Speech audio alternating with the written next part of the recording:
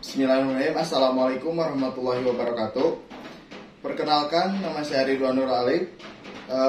Saya dari kelas 7D NPM 1911000150 STIA Sangara Garut. Di sini saya akan menjelaskan 7 pilar komunikasi bisnis. Baik, untuk yang pertama yaitu ada pemahaman terhadap proses komunikasi. Ini dapat diartikan sebagai suatu cara untuk mengetahui bagaimana menempatkan diri sebagai komunikator, kemudian menggunakan media, menyusun pesan yang terarah, memanfaatkan sumber dana, dan juga bagaimana mengevaluasi efek. Untuk contohnya, seorang pemimpin dalam sebuah perusahaan harus memiliki karakter dan kepribadiannya yang akan dihormati oleh para bawahannya, sehingga hal tersebut bisa dicontoh demi kemajuan perusahaannya. Kemudian masuk yang kedua, bahwa ada penggunaan pikiran. Ini dapat diartikan sebagai suatu bentuk dalam komunikasi bisnis, di mana kita berperan sebagai seorang komunikator yang harus bisa mengontrol terkait dengan proses-proses komunikasi agar dapat memahaminya. Sebagai contoh, seorang pemimpin menilai dirinya sendiri dan seberapa besar pemimpin tersebut dapat dihargai oleh bawahannya, dengan sikap ketegasan misalnya dan kewibawaannya yang nantinya ditampilkan sehingga bawahan tersebut dapat memahaminya.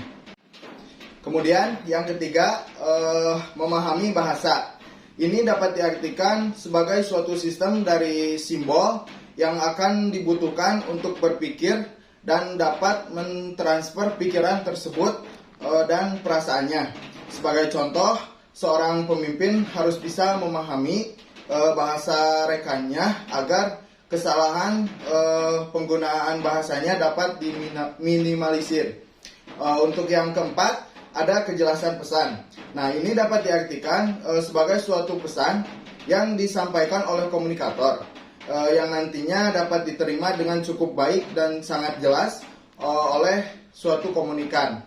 Sebagai contoh, seorang pemimpin menjelaskan suatu produk yang ada di perusahaannya dengan menyampaikan secara singkat, padat, dan jelas, sehingga apa yang disampaikan oleh pemimpin tersebut dapat dengan mudah dipahami.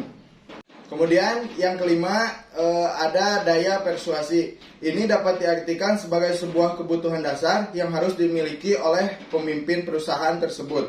Sebagai contoh, seorang pemimpin dalam melakukan bisnis membujuk kliennya untuk bergabung dalam pembuatan produk tersebut.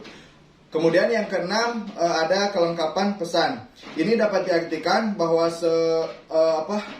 sebuah penyampaian pesan yang harus dilakukan harus secara utuh dan lengkap, karena hal tersebut akan berbahaya bagi seorang komunikator terhadap dunia bisnis bila orang tersebut menyembunyikan sesuatu yang nantinya akan membahayakan komunikannya. Sebagai contoh, seorang pemimpin pada saat mengenalkan suatu produknya kepada klien, pemimpin tersebut bisa menjelaskan kekurangan dan kelebihan dari produknya tersebut tanpa dilebih-lebihi dan tanpa dikurangi, agar klien tersebut mempercayai sebuah produk tersebut. Dan selanjutnya yang ketujuh, ada keinginan baik atau itikat baik.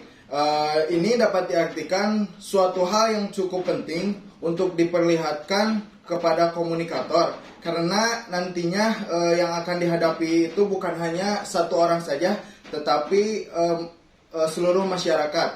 Nah, sebagai contoh, seorang pemimpin pada sebuah perusahaan menawarkan sebuah produk kepada kliennya, dan itu harus diiringi dengan niat baik dari seorang pemimpin tersebut dan harus bertanggung jawab dan tidak boleh juga merugikan salah satu dari pihak tersebut.